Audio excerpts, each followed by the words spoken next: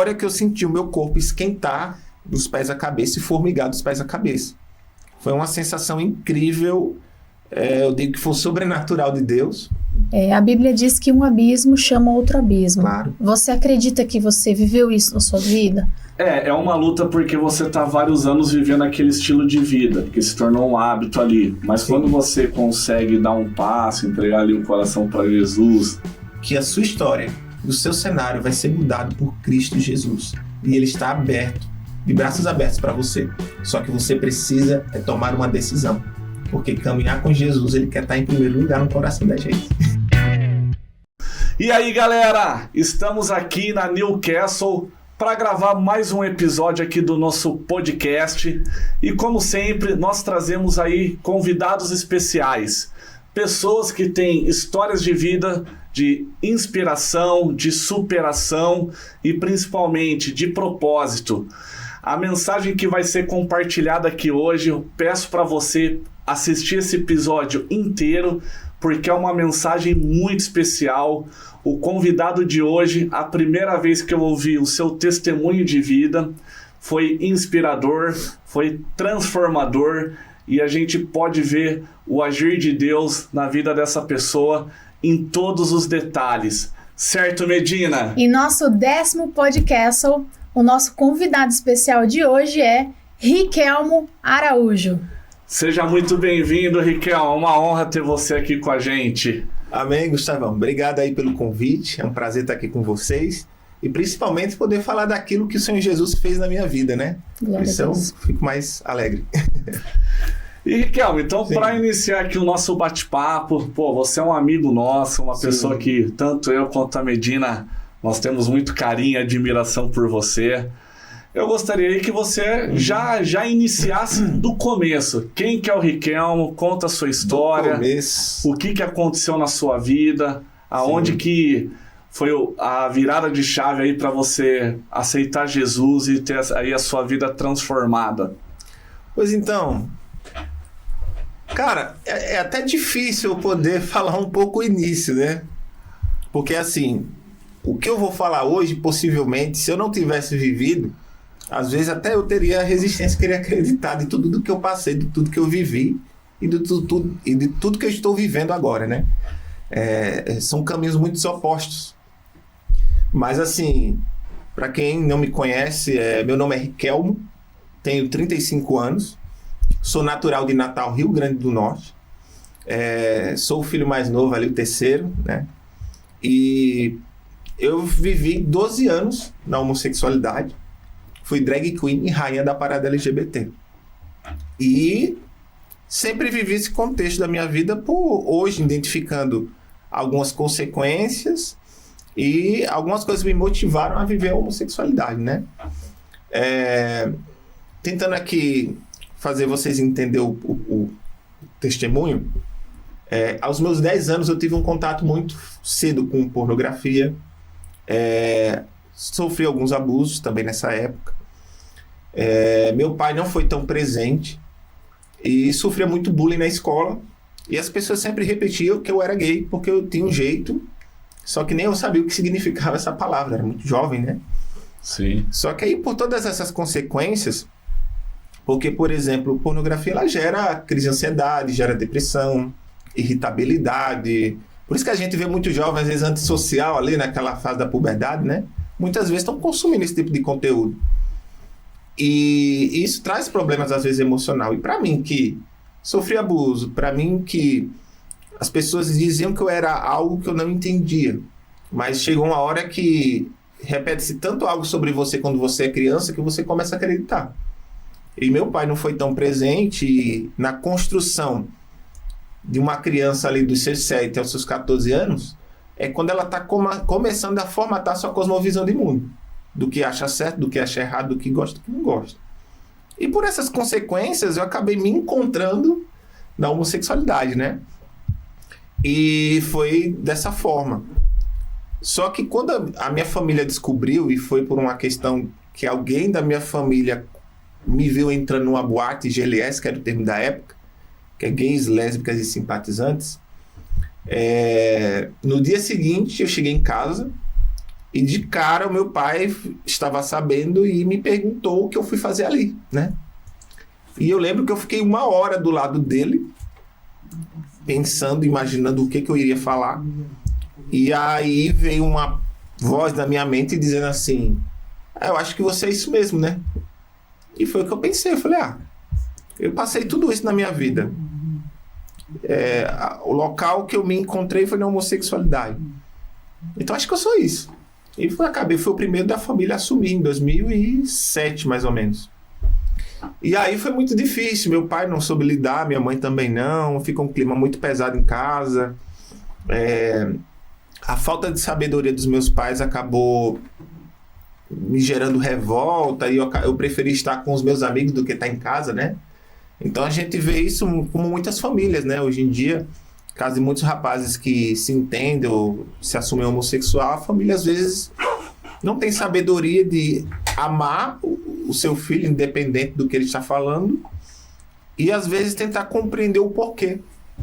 Quem sabe se ele não tivesse conversado comigo de uma forma diferente, tentado entender o porquê que eu estava me afirmando daquela forma, sabendo dividir as coisas, quem sabe eu não poderia ter mudado a situação, né? Porque, na verdade, eu falo que eu me encontrei na homossexualidade, mas eu nunca entendi aquilo. E foram as circunstâncias da vida que me levaram a viver o que eu vivi, né? E, infelizmente, pela pressão que eu sofria desde criança. Pela falta do meu pai presente, pela rejeição, pela questão dos abusos e tudo mais. E eu não tinha com quem me abrir, com quem conversar. Meu irmão nunca foi muito próximo de mim. Eu vivi mais com a minha mãe e com a minha irmã. Minha mãe era extremamente super protetora. Com quase 18 anos, se eu fosse no shopping, ela tinha medo que eu fosse sozinho, alguém me carregasse, né? Sequestrasse. Você vê. Então, às vezes, a super proteção também da minha mãe acabou gerando em mim um complexo de inferioridade. Como se eu não fosse capaz de fazer coisas que muitos meninos faziam.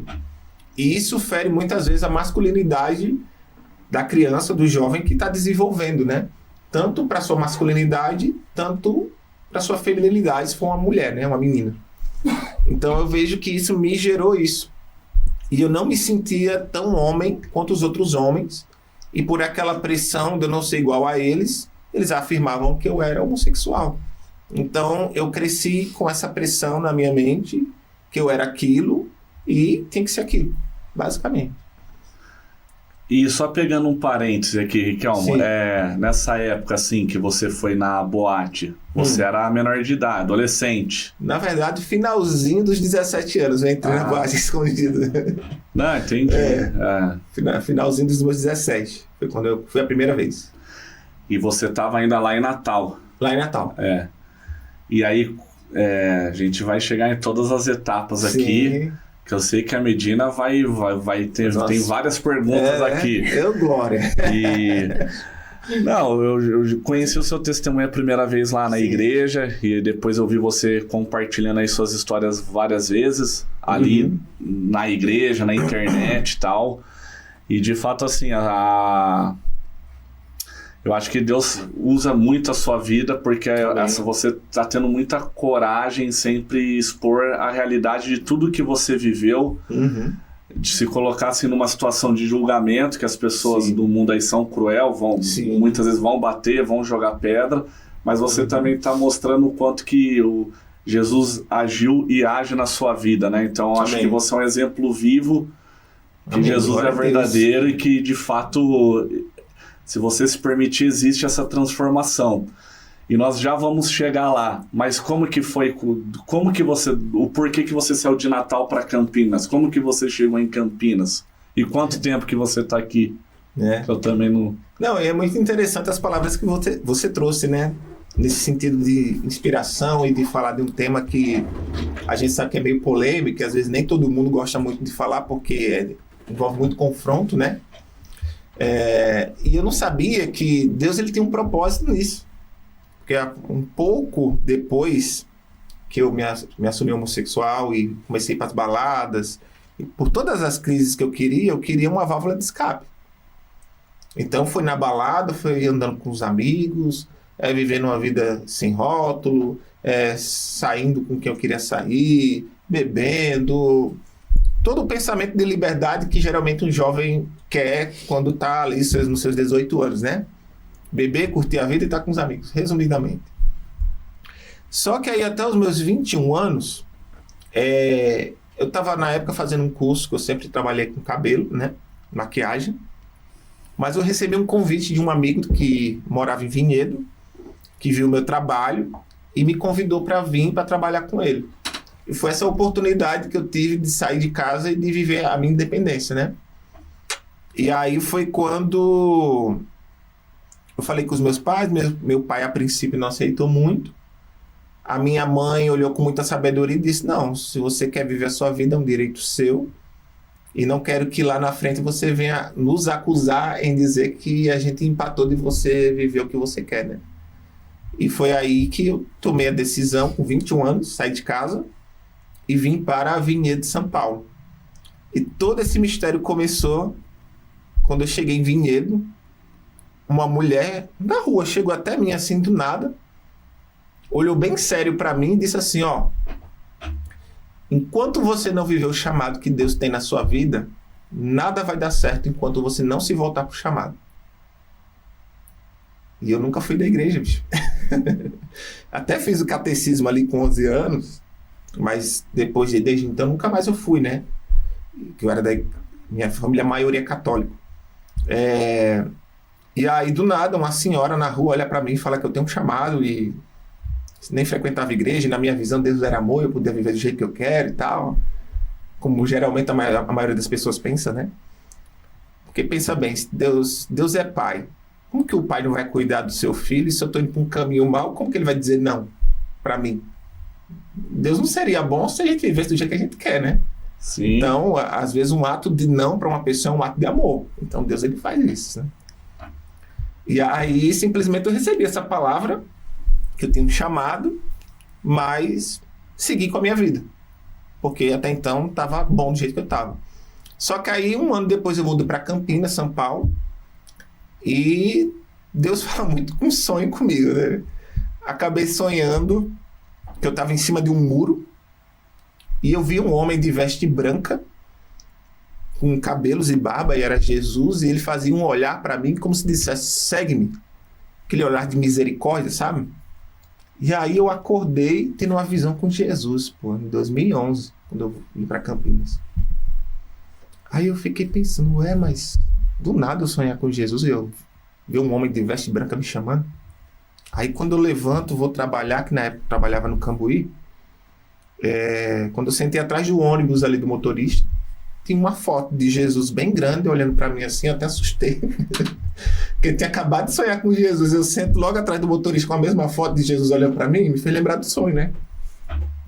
E desde aí que eu recebi essas palavras, parece que até espiritualmente as coisas começaram a acontecer para mim, porque eu nunca falei muito sobre isso, mas eu tenho um dom que Deus me deu, que às vezes eu sonho com algo e coisas acontecem. Como já sonhei com uma amiga que eu trabalhava, doente, e no outro dia eu vim descobrir que ela estava doente. Como que sonho do nada com uma pessoa doente, e quando eu vou ver a pessoa está doente, né? Tipo, isso não vem de mim. E por um acaso, depois que eu recebi essa palavra que eu tenho chamado, parece que coisas na minha vida começaram a se destravar. Mesmo ainda vivendo na homossexualidade, né? Porque eu só vim realmente ter a minha experiência com Jesus ali em 2018. E aí, nesse processo, como eu disse, eu fazia shows, né? Fui eleito rainha da parada LGBT em 2009. Eu acho que, inclusive, tem foto, se quiser mostrar. E fiz shows por 6 anos da minha vida. E assim, ser uma drag queen e fazer shows foi algo que, a princípio, me fez esquecer os problemas. É como se fosse uma válvula de escape. Então, eu sempre vivi a parte de shows como um hobby. Nunca pela questão financeira, até porque não dava nem para sobreviver como drag queen. Então, eu sempre trabalhei, mas sempre fiz como uma questão artística mesmo. E fui eleito rainha da Parada Gay em Natal em 2009. E vim para Campinas e voltei a começar a fazer show em Campinas e região. E cheguei a fazer também a parada de Campinas também. Acho que a última foi em 2013, inclusive. Só que depois dos 6 anos e começando a conhecer melhor a realidade das casas de show, do mundo gay, eu comecei a ver que não era o que eu queria pra mim. Às vezes a impressão que eu tinha é que eu tava vivendo mais o personagem do que a mim mesmo. Eu tinha mais roupa do personagem do que roupa de Riquelme. A minha vida era voltada à boate e a minha realidade era aquela. Só que aí eu creio que Deus ele estava aos poucos começando a me mostrar as coisas, me fazendo reconhecer as coisas. Porque eu vejo assim, é uma realidade. Tem muitos colegas e amam a vida deles, independente de tudo, mas a consequência das escolhas deles em viver à noite, em sua velhice, não trouxe bons frutos. Muitos se encontram sozinhos, passando por depressão, por crise de ansiedade. A vida homoafetiva em sua velhice é bem complicado, né, para a maioria. E observando isso, eu comecei a dizer, não quero isso para mim, né? E além que, às vezes, parece que quando eu estava no personagem não era eu. Parece que era algo que ficava no meu lugar, uma coisa assim. Aí eu comecei a me assustar com isso. Aí foi quando eu quis bater o martelo e falei, não quero mais isso para minha vida não, vou seguir em frente. E foi basicamente. Aí em 2013, mais ou menos, eu parei de fazer show, dei fim às minhas coisas, vendi, enfim. E procurei focar na minha vida, no meu trabalho como homossexual e como cabeleireiro. E foi nesse processo que eu tive a oportunidade de trabalhar nos maiores salões do país, como o Estúdio W, né? E foi lá que comecei a fazer trabalho com revistas como maquiador, atendi algumas pessoas até famosas, eu fiz muito trabalho. Então, assim, foi uma oportunidade assim, surreal que eu tive na minha vida, que deslanchou a minha vida profissional. Comecei a trabalhar com público, né, alto padrão. Então, para um rapaz homossexual que veio de Natal, Rio Grande do Norte, que era uma drag queen, aí do nada dá essa reviravolta na vida, né? Então isso foi algo muito bom e foi algo muito importante para mim na questão profissional. E só que por algumas questões que aconteceu alguns anos depois, acabou tudo dando errado. Não sei porquê, mas acabei perdendo a oportunidade de estar nesse ambiente de trabalho. Me encontrei num momento de depressão, porque pensa bem, você trabalha nas maiores empresas do país, ganha muito bem, trabalha com público A, você estava ali às vezes com gente famosa, fazendo trabalho em revista, Caras e Kezak e tal. Então era um glamour, né? E do nada você perde isso. Para você que veio de um ambiente que as pessoas tinham você como improvável, que nem ia dar em nada. Então isso foi bem difícil para mim. Só que eu não entendia que tudo isso estava debaixo do propósito que Deus tinha para mim. Então, às vezes, um mal que está acontecendo comigo hoje, ele pode ser gerado um fruto bom a longo prazo, né? Às vezes é Deus dizendo assim, o caminho não é esse, eu estou abrindo uma outra porta para você. Que foi o que começou a acontecer comigo, mas eu ainda não tinha esse entendimento, né? Então, assim, a vida homoafetiva nunca foi fácil e ela não é fácil para a maioria dos rapazes, e eles só começam a ter uma certa consciência disso depois de uns 30 ou 40 anos ou por aí. Eu perdi a oportunidade de trabalhar nesses ambientes de salão, que era, acho que, o mais importante para mim. Então eu me encontrei numa situação longe da minha família, e no momento que eu comecei a ter depressão mesmo, eu acordava todo dia com aquela sensação de buraco, como se a minha vida não fizesse mais sentido.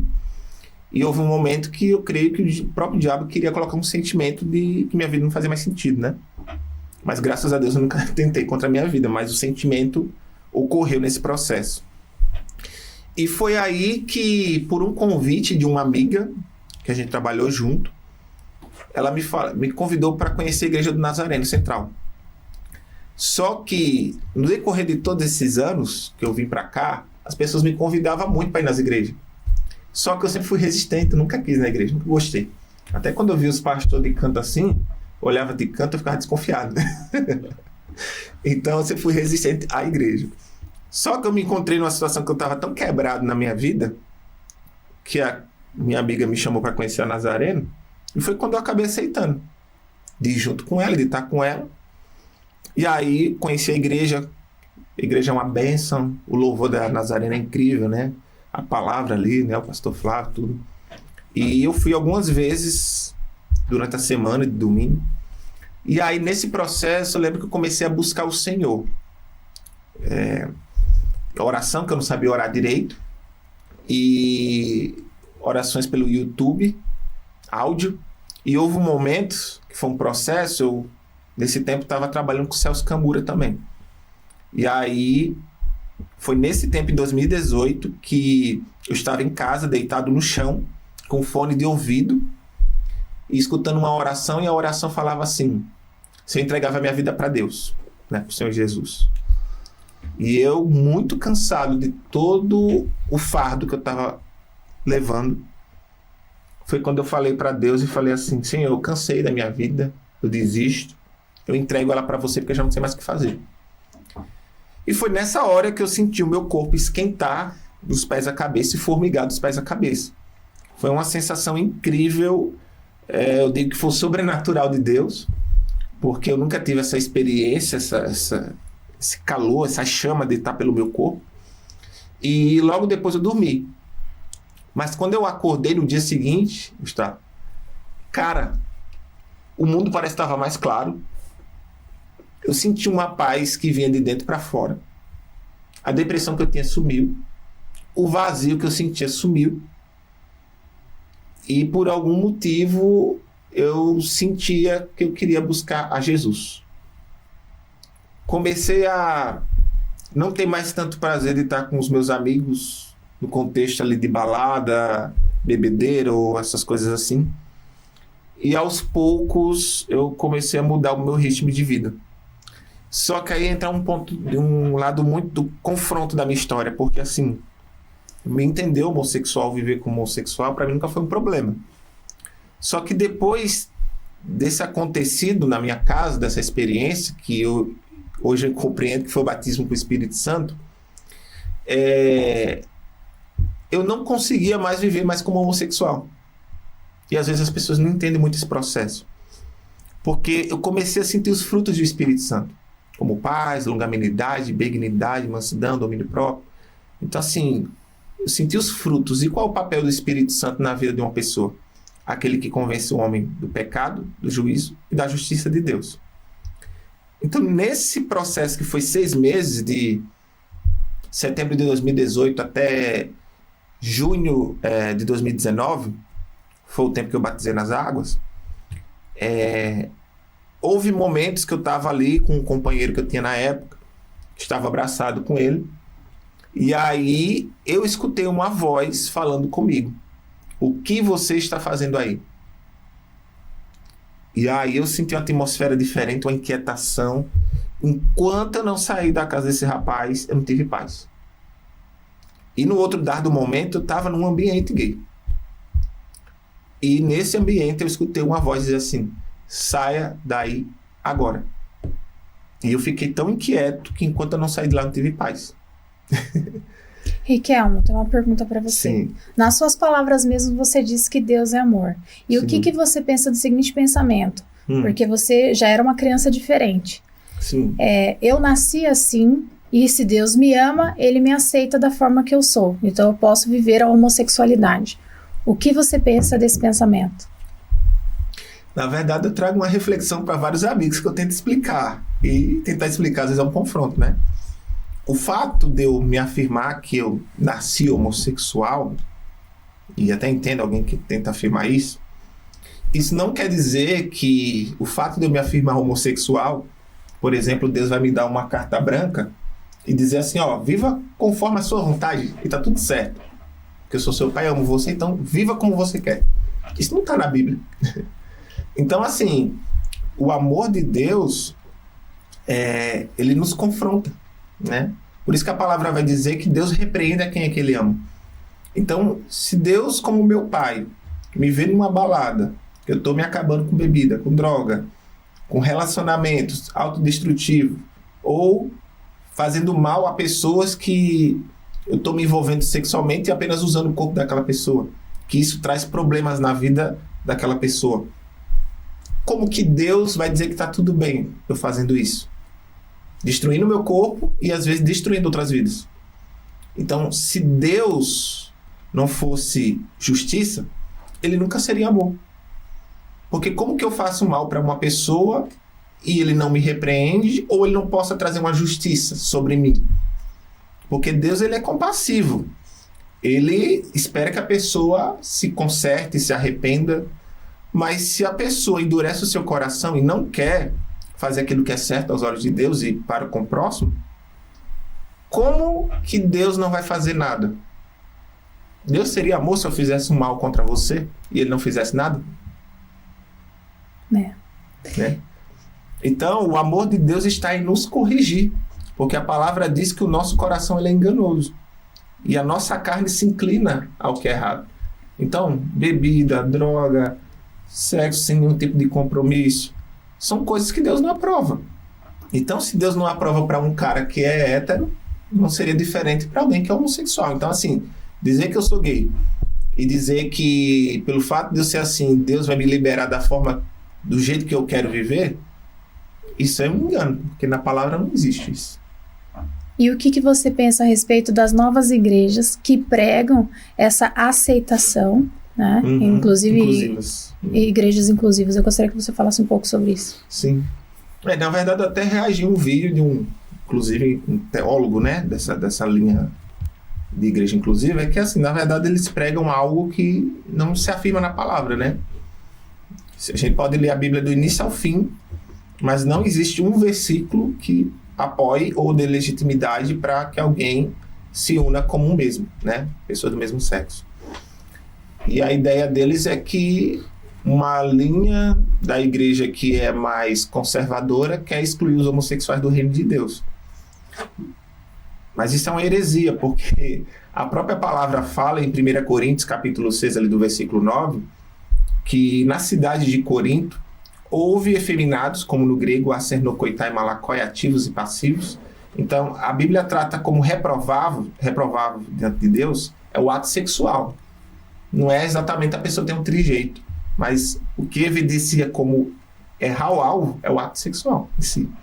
Só que o texto fala que houve uma graça de Deus derramada em Corinto e que houve pessoas mudadas pela graça de Deus. Ou seja, houve tanto como idólatras, adúlteros e efeminados, ou seja, homossexuais, que foram mudados pela graça de Deus na cidade de Corinto. Então a Bíblia ela é tanto como ela reprova no Antigo Testamento, ali Levítico 18 e 22, como no Novo Testamento, Romanos capítulo 1, do versículo 24 e 27, ou 1 Timóteo capítulo 1, do versículo 10, e como falei agora, 1 Coríntios capítulo 6, versículo 9. Tanto reprova, mas como fala e relata que houve pessoas que foram mudadas pela graça de Deus, ou seja, existe graça na vida de Deus, na vida de pessoas que são homossexuais, mas não quer dizer que esse homossexual que tenha tido um encontro com Jesus, ele nunca mais vai conseguir ser o mesmo.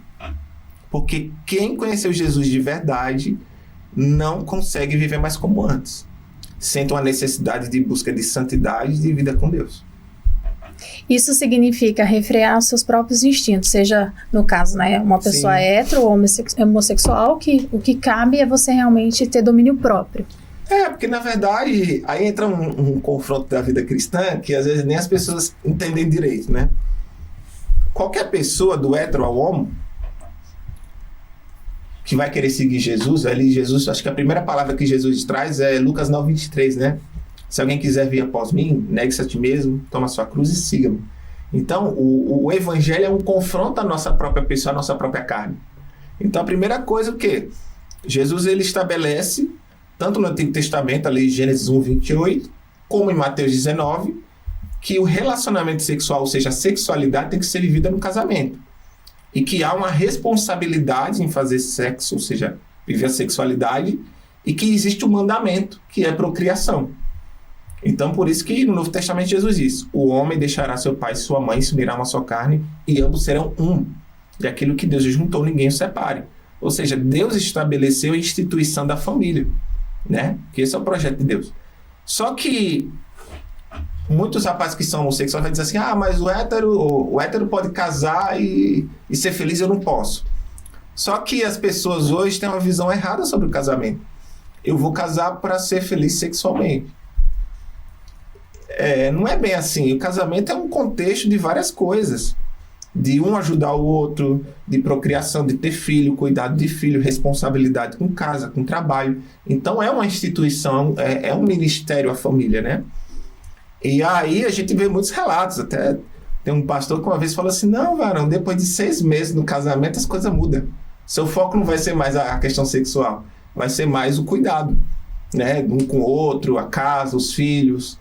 Então o ato sexual ele só atribui algo bom ao casamento, mas não quer dizer que esse vai ser o foco, né?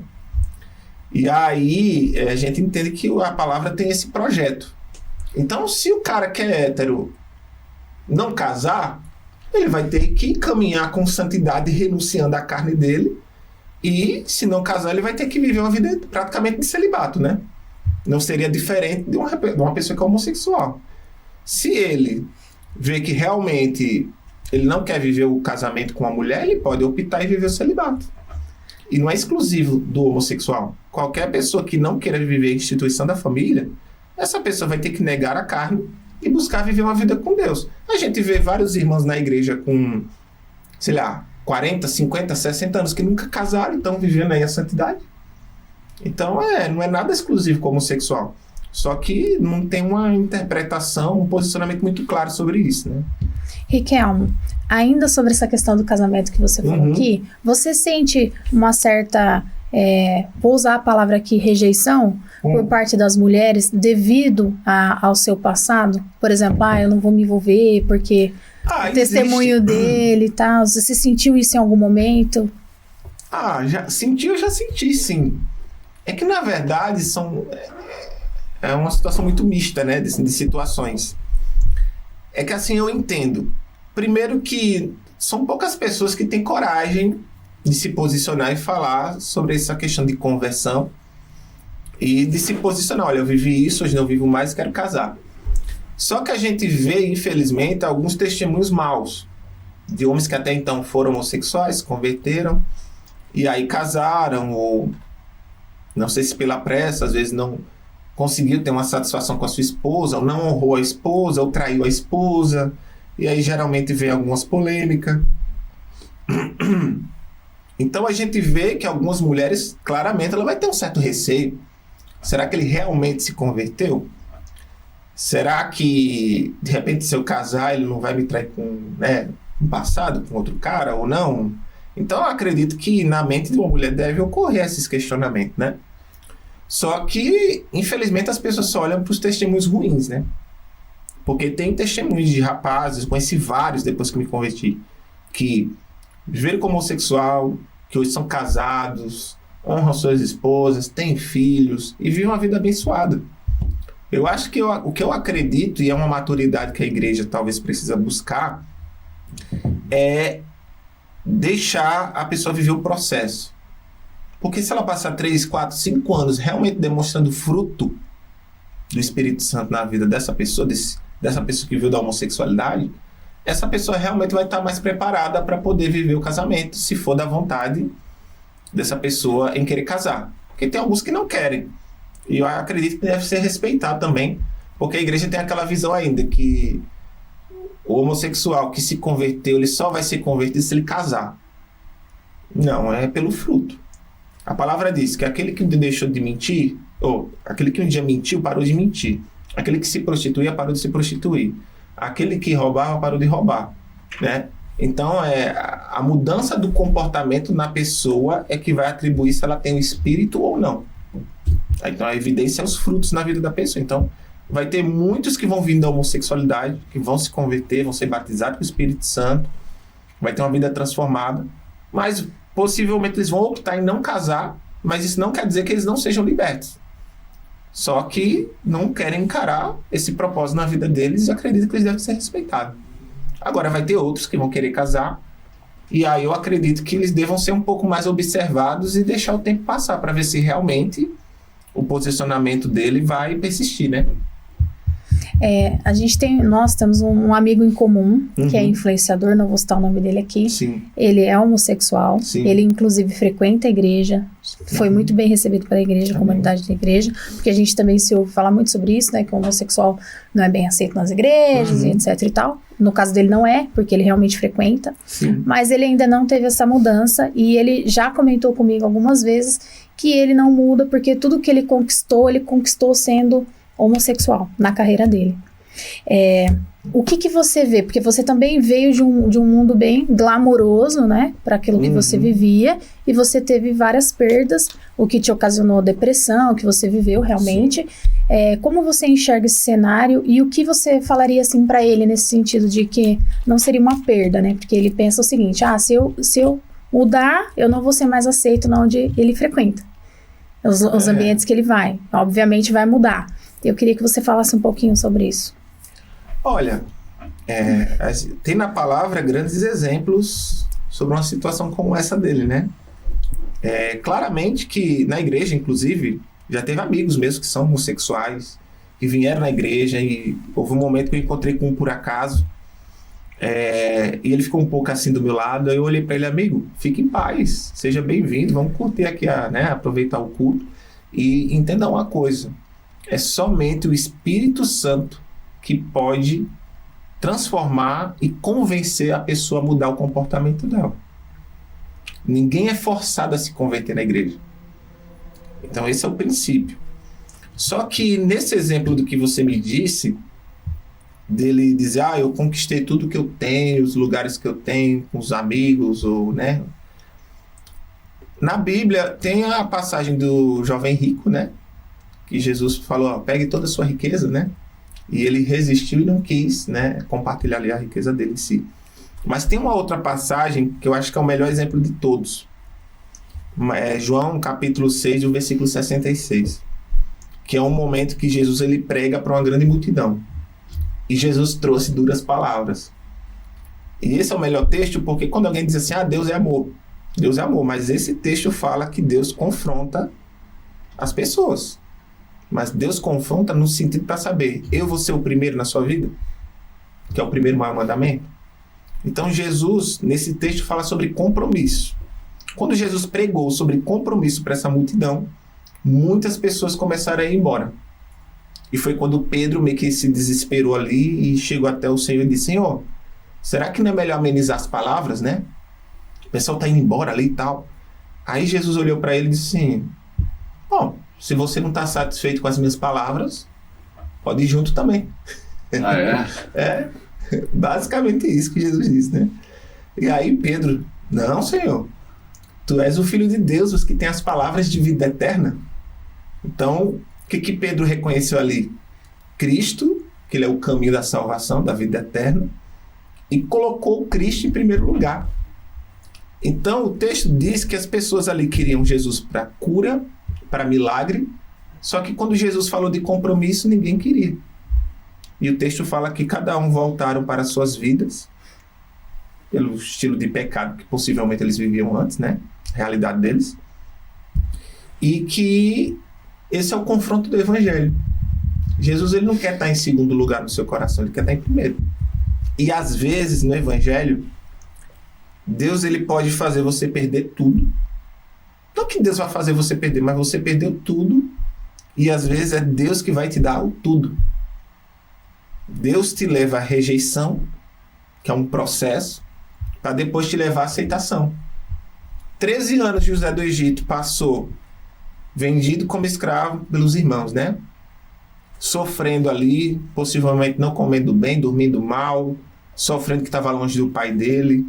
Foi acusado injustamente pela esposa de Potifar, preso. Em nenhum momento José negou a palavra de Deus e confiou em Deus. E Deus honrou a fé dele e colocou ele como governador. Então, tudo na nossa vida com Jesus é um processo.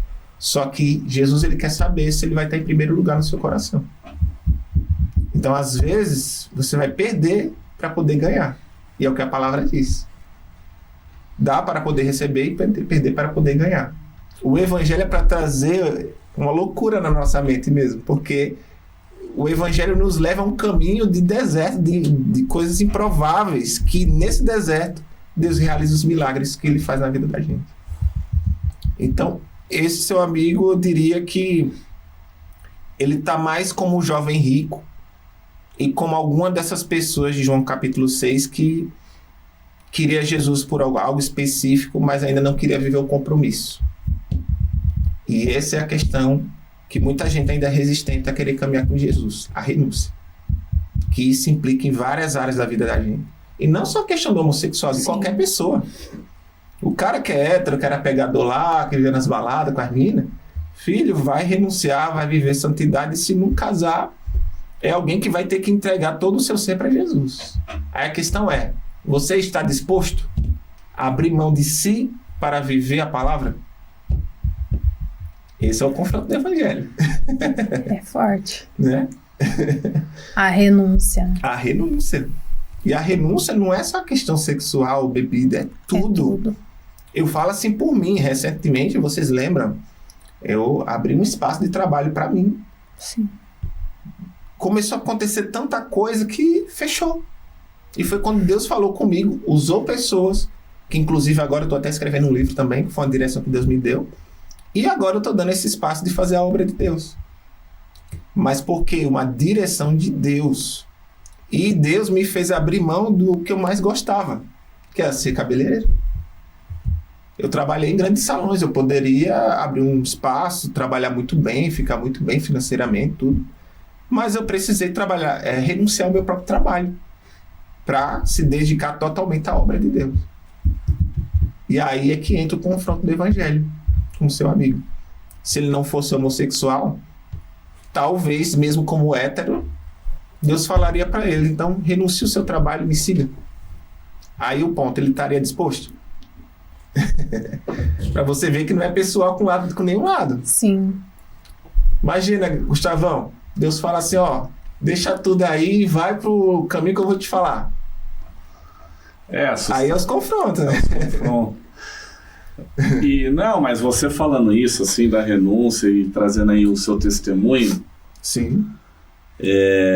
Como que a gente pode falar assim, de fato, quando você tá vivendo aquela bolha da vida. Sim. Eu tive muito isso com cerveja e tal.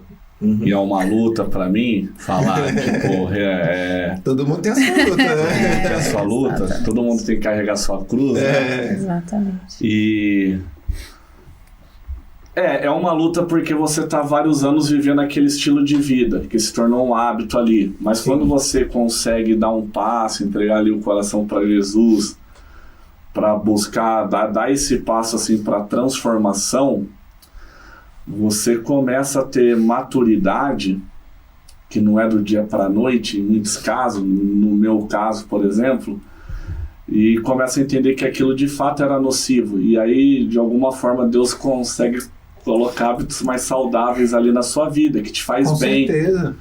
Porque em muitos momentos, assim, eu falando de bebida, assim, muitas vezes dentro de casa, com a Rafaela a Rafaela já não bebe há muitos anos e tal, mas assim, coisas que não pareciam ser inofensivas, ficar ali bebendo, trocando ideia com os amigos, comendo alguma coisa e tal. Sim.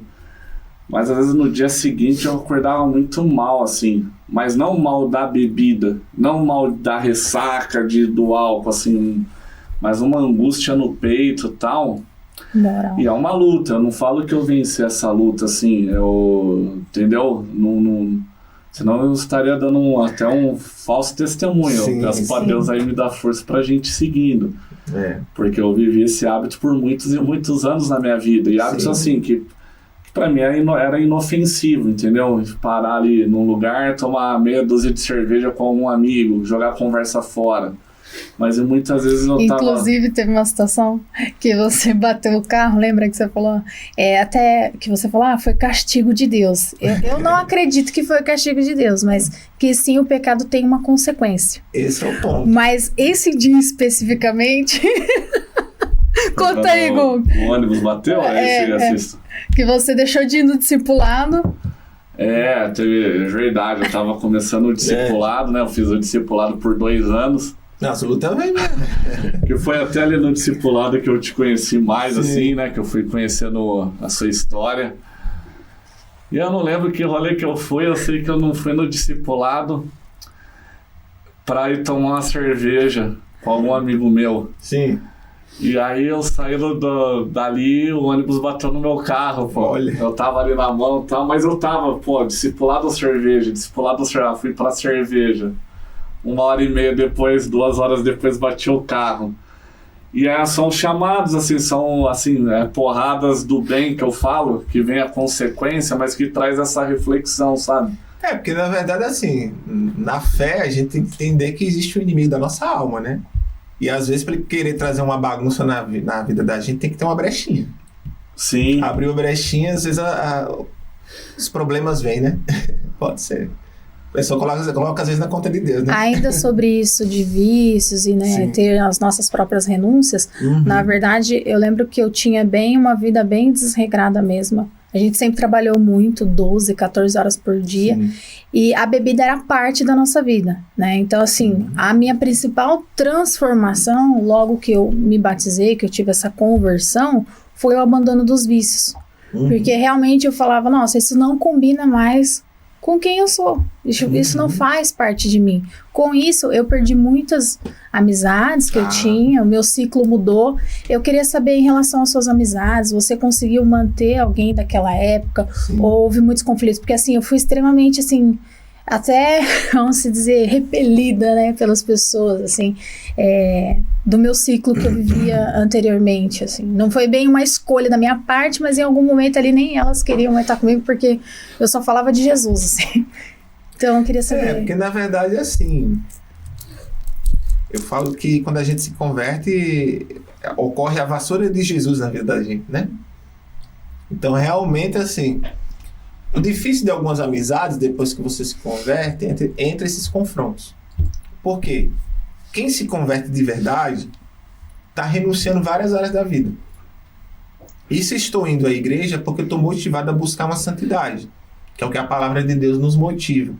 Hebreus 12:14, segue a paz com todos, mas sem santidade ninguém verá a Deus. E santidade é você ser separado para o uso exclusivo de Deus. Então Deus, ele não vai...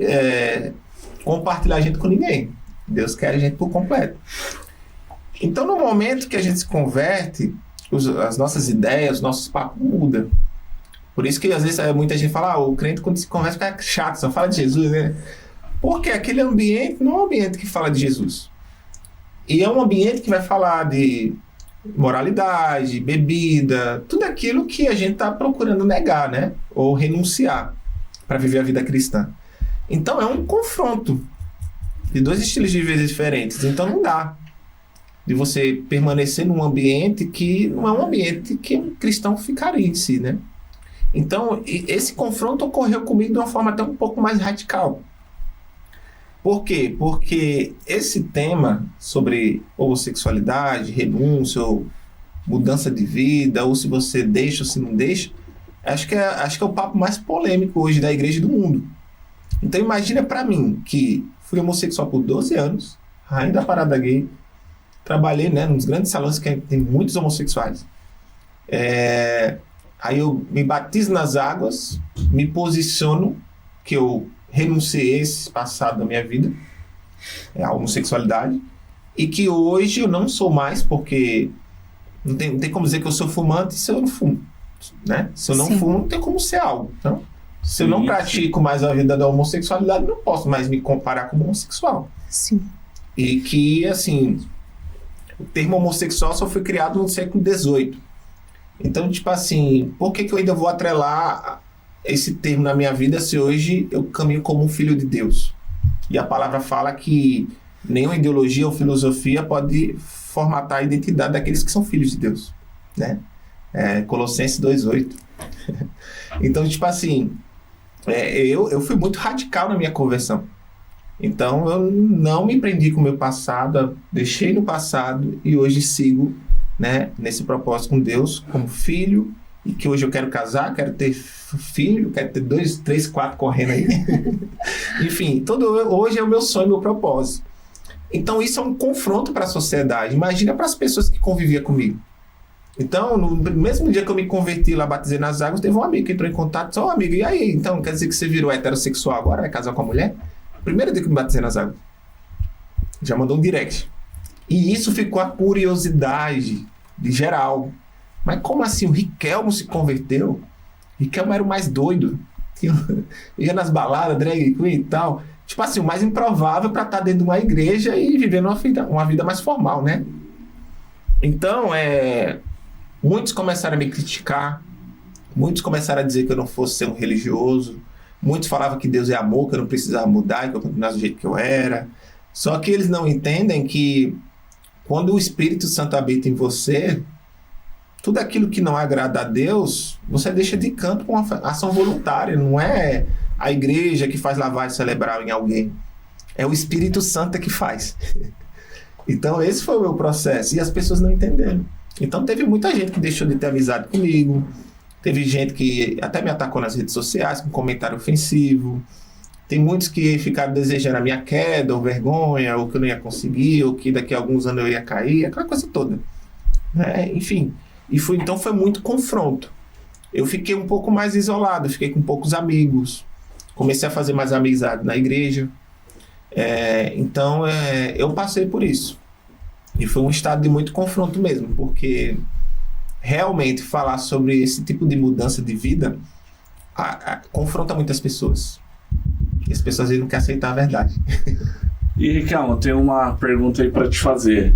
Primeiro que eu acho que a sua transformação, a transformação que teve na sua vida, tenho certeza, é algo para você se orgulhar, porque é um testemunho de vitória mesmo, assim. Eu acho que ninguém é refém do passado. Sim. Eu acho que, se você viveu por 12 anos da forma que você vivia, assim, no mundo da homossexualidade, essa exposição, drag queen e tudo mais, é que existia de fato um propósito grande na sua vida, que talvez naquela época as pessoas que caminhavam com você ninguém iria entender. Mas hoje, conforme a vida, nós vamos avançando na vida, é nítido que existia um propósito ali, e para mim foi uma atitude de coragem mesmo, porque assim, o que mais impacta assim na sua história, e acho que cada ser humano tem uma história de luta e uma luta ali interna que todos têm, não é a sua história por si só pelo que você passou,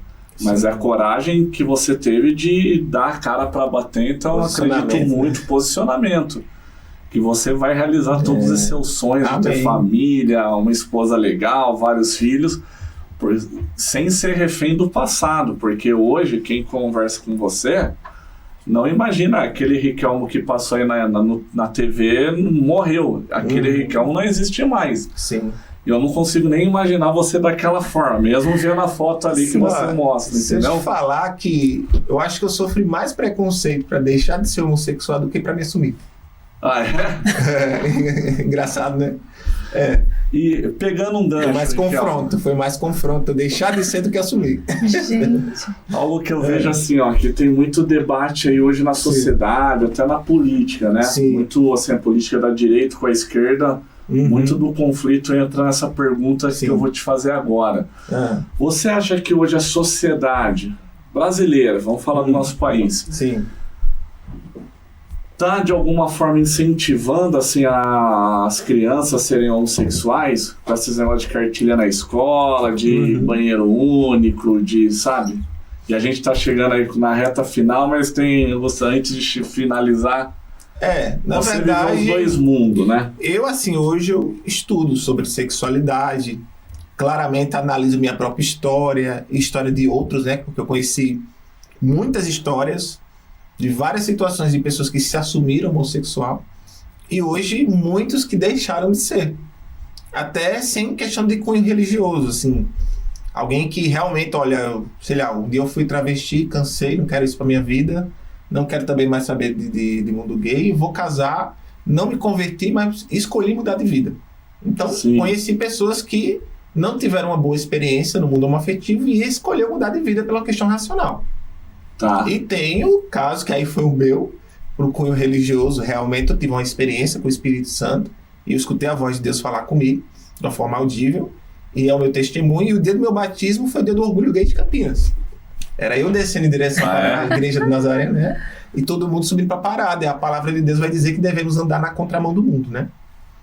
Então, até mais uma que não é coincidência. Né? Ó, que legal, não, foi muito profético, né? Porque o dia do meu batismo, pensa, e o batismo que é uma confissão pública de Cristo, né? Na sociedade, no espiritual, entre anjos e demônios e tudo, todo mundo está vendo a gente dizer que pertence a Cristo. E claramente deixando claro que vai viver uma vida para Deus, exclusiva para Deus. Então, com essa palavra que devemos andar na contramão do mundo, então, sim, hoje, analisando, estudando e compreendendo, existe uma questão cultural hoje que está levando as pessoas a viver a diversidade de gênero e a fluidez da própria sexualidade. Já vi casos de menina com 11 anos, com a outra amiga questionando se ela não gostava de menina, e a menina dizia que não, e a outra dizia, mas como que você sabe que você não vai gostar de outra vez se você não experimentar? É o que ocorre. Na maioria dos casos, crianças sofrem abuso ali entre seus 8, 9, 10 anos ou até menos, tem a sua primeira experiência sexual com alguém do mesmo sexo, e por ter sentido uma reação, que aí ocorre mesmo, acabou gostando e se entendendo homossexual. É o que ocorre, e eu recebo mensagem de muitos rapazes dizendo a mesma história. Olha, não tive o meu pai presente, sofri abuso, e isso virou minha verdade por muitos anos. Então você vê uma cultura que o pai não está sendo mais referência para seus filhos em criação, em caráter de um homem de Deus, em uma cultura que hoje tem série, tem novela, tem filme, influências digitais, que sai do armário, seja feliz, vai viver o mundo, vai viver sua sexualidade, tudo de uma forma muito precoce. Então, como que uma criança que já está sendo bombardeada com essas informações, ela não vai ser influenciada a talvez pensar que ela é homossexual ou que ela é de outro gênero, por exemplo. Então, pelo pensamento revolucionário, que aí eu entrando um pouco de política, é algo mais voltado à esquerda, né? Eu acredito que existe assim essas influências nas escolas, principalmente nas escolas, né? E redes sociais e ambiente cultural. Muito filme, muito conteúdo voltado a essa comunidade. Sim. Eu fiz essa pergunta porque eu lembro que assim, na minha época de escola, estudei em colégio estadual aqui de Campinas e tal, mas eu não vi assim professores falando de sexo, nem da parte heterossexual, sabe? Tipo, e aí pelas reportagens que nós vemos e as brigas políticas, eu vejo que hoje muitos adolescentes dentro das escolas têm aulas sobre essas questões assim, homossexuais, homossexuais tal, e muitos dizem que é um incentivo dentro da escola para a pessoa, um adolescente que ainda não é um adulto, não tem uma mente formada, né? Sim. Que incentiva a experimentar, né? É o que você falou aí. Exatamente, tudo é uma questão cultural. Por que, por exemplo, eles são contra a escola cívico-militar? Porque vai ter um padrão de vida mais correto. Mais disciplinado. Disciplinado. Diferente que na escola pública ali você vai lidar com o liberalismo ali, você pode tudo, seja feliz, curta a vida, vá beber, fique com o que você quiser, aquela ideia toda. Então, por que nega um lugar que você vai ter um padrão de vida mais rígido, ou que eles querem forçar todas as crianças a ter esse padrão de vida mais liberal? A liberdade vira libertinagem, né? E vira autodestruição, que isso que as pessoas não falam. Quantos amigos eu perdi para prostituição? Quantos amigos que se influenciaram com droga, com bebida, com balada e se destruíram? Se você ensina uma criança de uma forma precoce a entrar nessa vida, ela não vai ter domínio próprio dessas questões. E eu perdi muitos amigos por não conseguir ter domínio com a sua própria vida. Eu até os 12 anos, na verdade, eu estudei num colégio que tinha mais essa educação de padres, né? E aí quando teve as crises financeiras lá em casa, eu com 13 anos fui estudar em colégio estadual. Uma coisa que eu vi que tinha um contraste grande, que na época me assustou, é que eu via lá com 13 anos de idade, vários amigos meus lá fumando no pátio do colégio e tal. Alguns eram cigarro e outros eram maconha mesmo, né?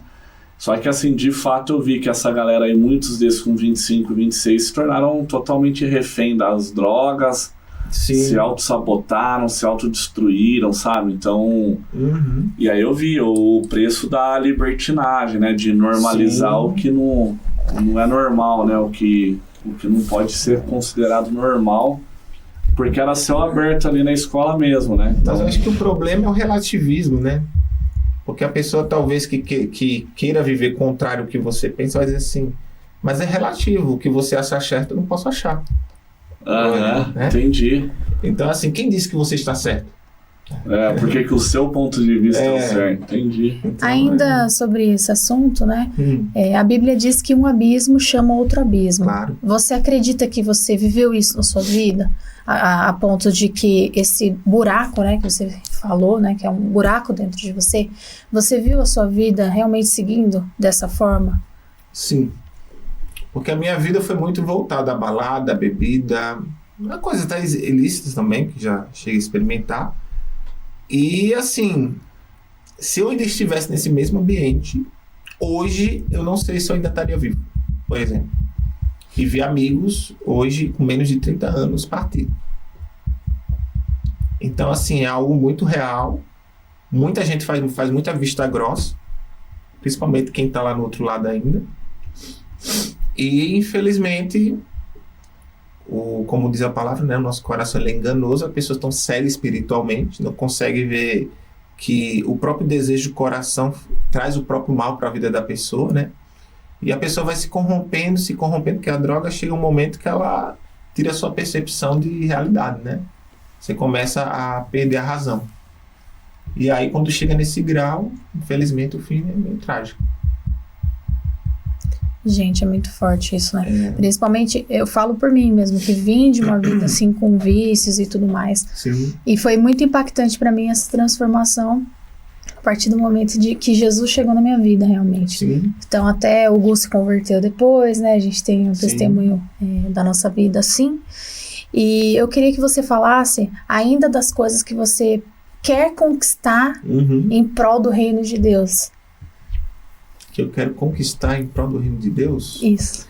Olha, o que eu mais quero conquistar, na verdade, nem conquistar, tentar alcançar é que por meio da minha história, muitas pessoas sejam alcançadas, né?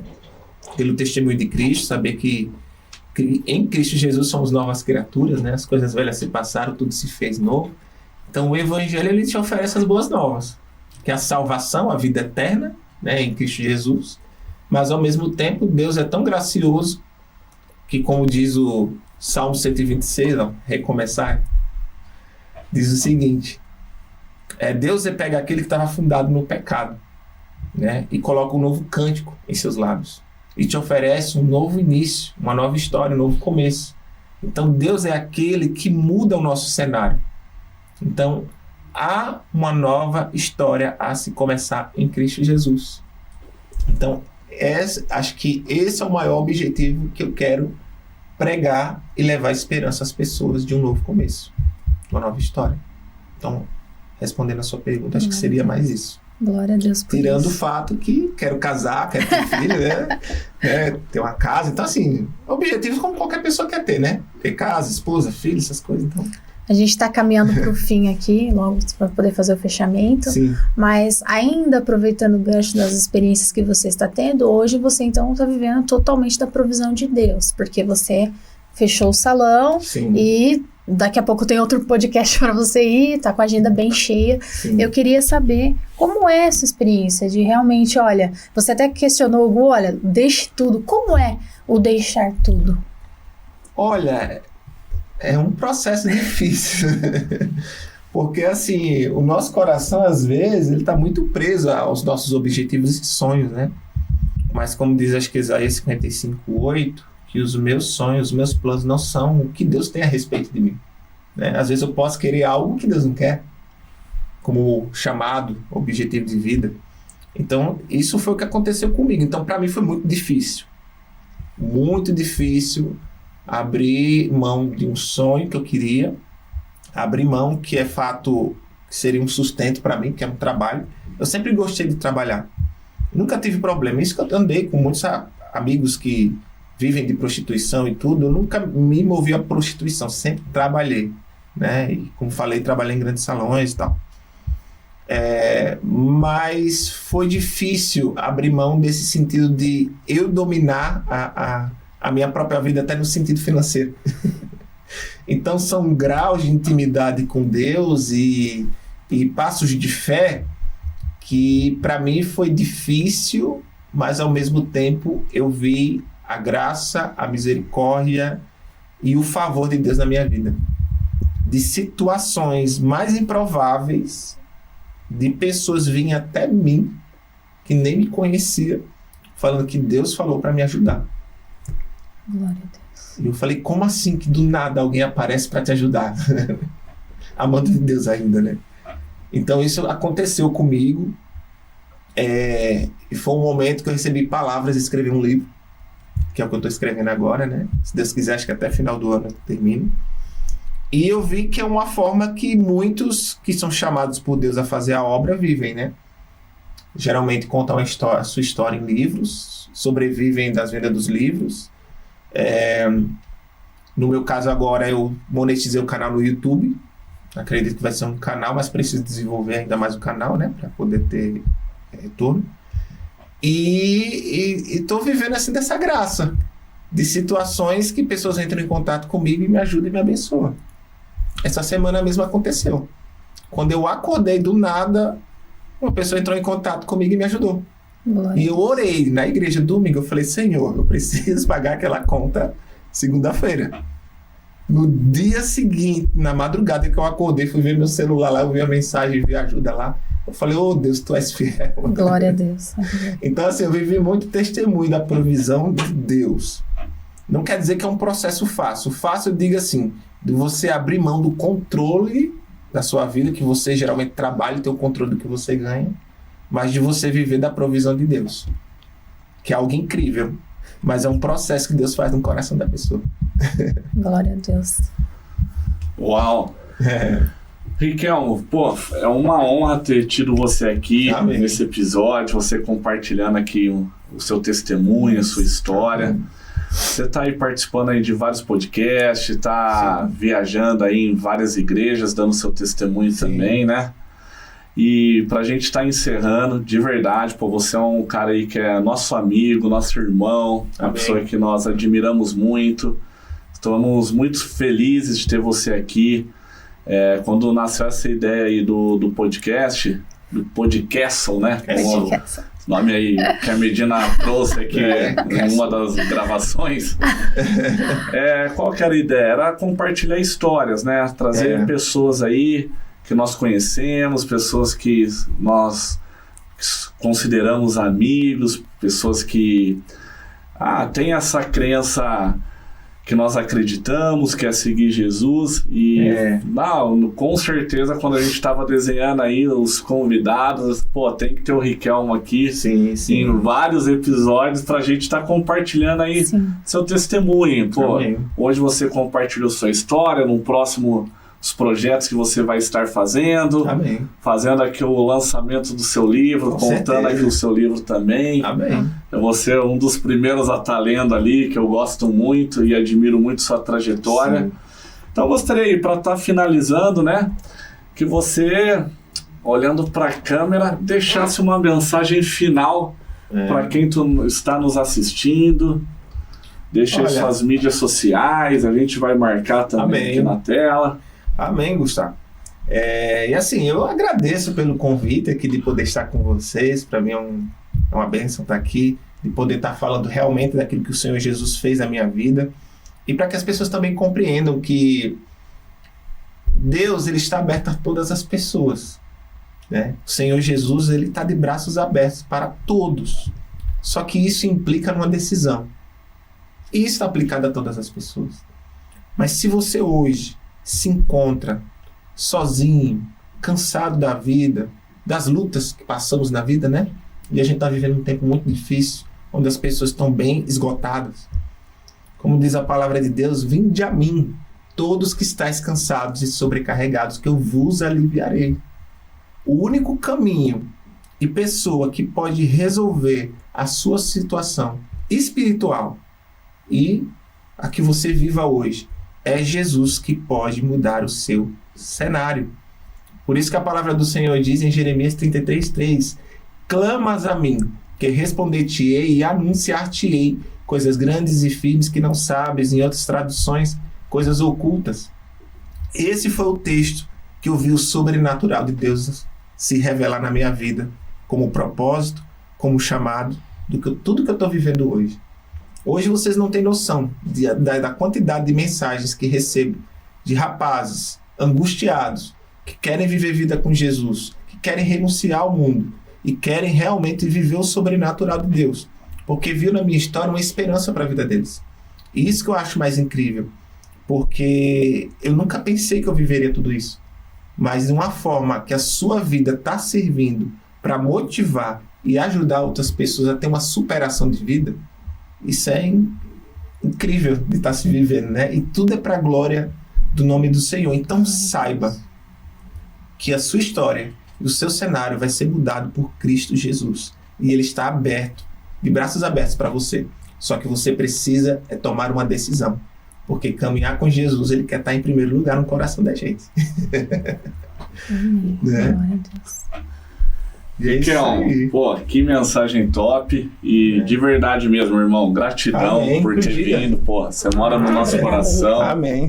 Nosso parceiro. E espero te ver. Né? Nas redes sociais aí, né? Põe esqueci. Aí. Bom, Riquelme Araújo, né? Tanto no Instagram como no YouTube também. Contato também, se alguém quiser entrar em contato comigo, até precisar conversar, tirar dúvida ou qualquer outra coisa, é 19-9742-35994. Uau! Sensacional. E estaremos todos te seguindo, já te sigo em tudo, né? E no YouTube você compartilha vários vídeos lá, seus testemunhos, diálogos, né? Geralmente eu gosto muito de trazer vídeos reagindo, porque tem muita coisa enganosa nas redes sociais, né? Tem muita heresia. Então, geralmente eu gosto muito de pegar algumas coisas que estão meio que distorcidas do Evangelho e eu vou lá e explico, não é assim, não é assim. Eu vejo, já vi. Então eu gosto muito de fazer vídeos trazendo palavra ou corrigindo algumas heresias aí que o povo prega. Valeu, Riquelme. Pô, que Deus abençoe cada vez mais aí sua vida. Amém. Muita saúde aí pra continuar na jornada. Amém. Pra gente, né? Valeu, pô. Certo, Medina, estamos encerrando o episódio número 10. 10. Com o cara nota 1000. Aí sim, glória a Deus, hein? Tamo junto aí. Valeu, galera. Até a próxima. Fala pessoal, aqui é o Gustavo Martinez e eu tô gravando esse vídeo porque eu tenho uma mensagem muito especial pra você. É sobre o meu livro Princípios Poderosos para Recomeçar. Nesse livro eu compartilho muitos princípios e estratégias de pessoas que passaram pelo deserto, pelo fundo do poço, mas nesse cenário adverso construíram a sua melhor versão, os seus maiores resultados. Esse livro ele conta com o prefácio do Oscar Schmidt, é um livro com foco em autoajuda, desenvolvimento pessoal, traz uma mensagem bíblica, traz mensagem de esperança e está estourado em venda. Eu tenho certeza que se você se permitir aplicar esses princípios na sua vida, você vai transformar seus pensamentos, suas atitudes e, como consequência, seus resultados. Você encontra esse livro no link abaixo e nas principais livrarias do nosso país. Grande abraço, recomeçar. O fundo do poço não é o seu lugar. Valeu!